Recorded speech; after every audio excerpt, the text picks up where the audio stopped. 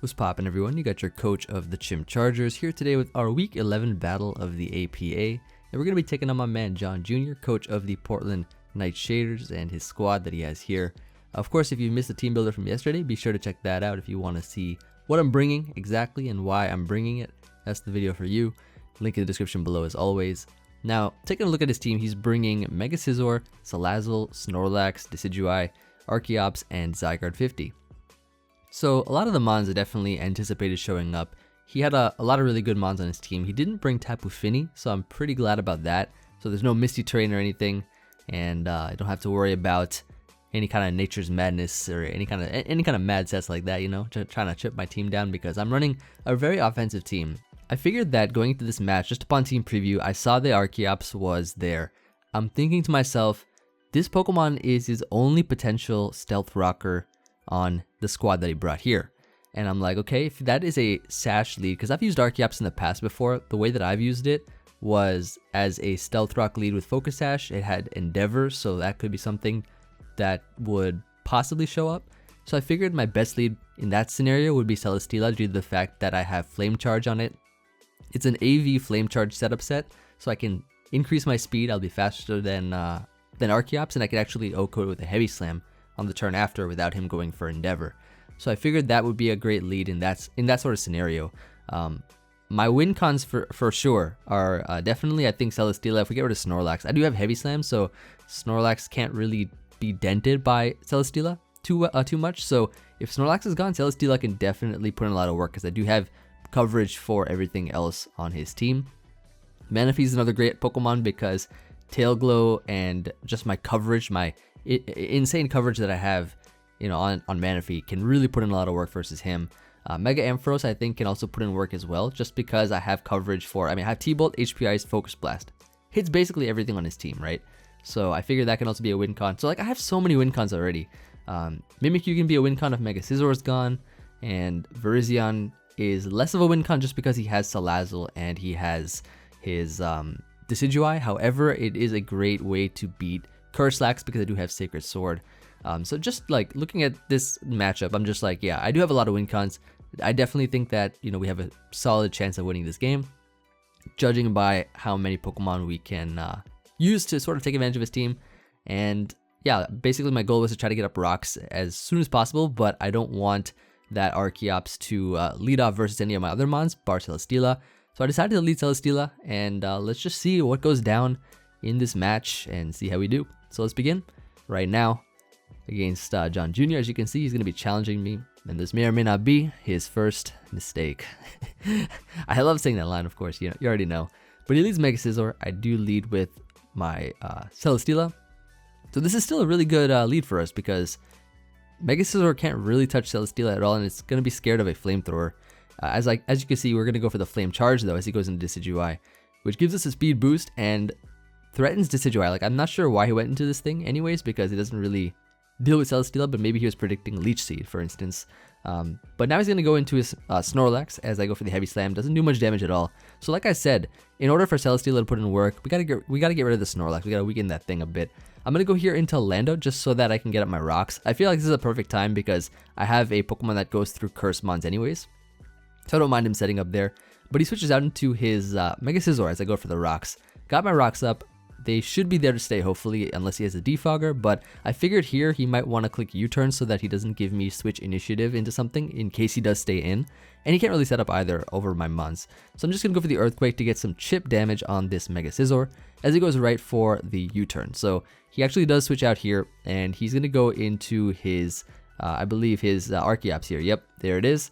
And so, like, versus this thing, I'm like, yeah, like, Lando at this point, not really useful. I dodged the Stone Edge from him, so that's actually pretty nice. So I actually get a nice hit off with this Explosion. Big hit off, I should say, and puts him in range of me picking him off with a Mimikyu's Shadow Sneak. So that's amazing. So overall, a really, like, good set of turns for us because we were able to get up rocks, chip Mega Scizor a bit, and then we were able to boom in Archeops' face to weaken that, pick it off with Mimikyu Shadow Sneak. Now he brings in Mega Scizor. Of course, I am forced out here because Mimikyu does not want to stay in on this thing.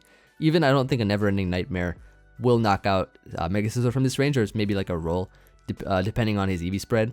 But yeah, here I just go into my Celesteela, force him out. Actually, this time he goes into his Zygarde instead of Snorlax. So I'm going to go for the Flame Charge here.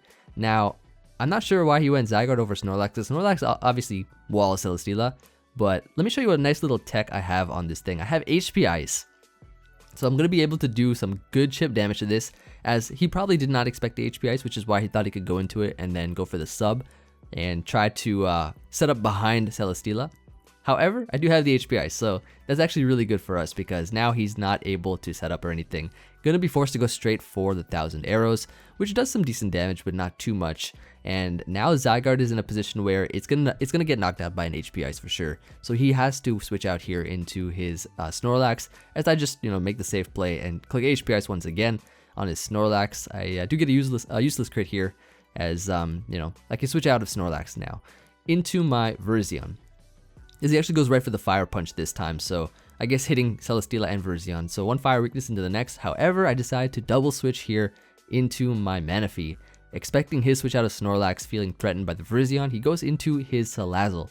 And now it's about that time. You already know it's about time where we can actually start setting up the big tail glows. As he goes into Snorlax here, activates his 50% berry with the Gluttony ability, getting himself back to a good amount of health as I go right for the tail glow. And now Manaphy is at +3. It's a very bulky Manaphy, so not too much special attack investment. So, this damage is still pretty good. We don't get a burn, unfortunately, though, as he goes for the Recycle. Now, I don't want to activate his berry once again, so I am going to click Tail Glow once more. And with now us being at +6, his Snorlax is at a range where it does indeed get knocked out by a Scald. So he's going to know that. He's going to switch out here into his Zygarde.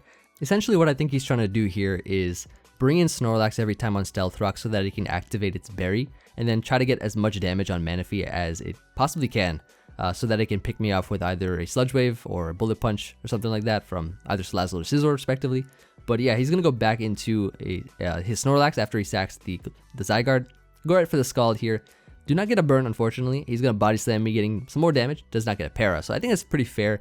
Me not getting burns on Snorlax, him not getting Paras with Body Slam. So I like that. Now he's going to sack the Decidueye as I go right for the Scald. And we do actually get a burn here. It doesn't really matter because this thing gets 2-hit KO'd anyways. And it didn't have Sucker Punch, I think, from what I recall him telling me. So gonna go here for the Scald once more to pick this thing off. And at this point, I'm in yellow range HP, right? He thinks he can knock me out with Salazzle. But let me tell you something, as long as the Salazzle does not have a boosting item, we live guaranteed due to the HP investment that I have on Manaphy.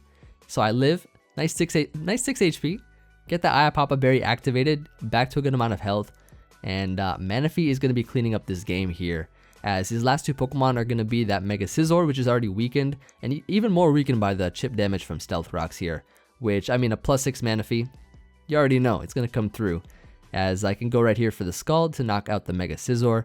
Last Pokemon is going to be that Snorlax here, which definitely I think was one of the tougher mons to take out for sure, due to how bulky it is. We're going to go for the Energy Ball, nice thumbnail material. We're going to see that nice Manaphy sweep for the end game, and that is going to be GG, it is Emvee. So a really fun game overall, and of course good game to John Jr., be sure to check him out as well. I think he'll be uploading at the same time as we are.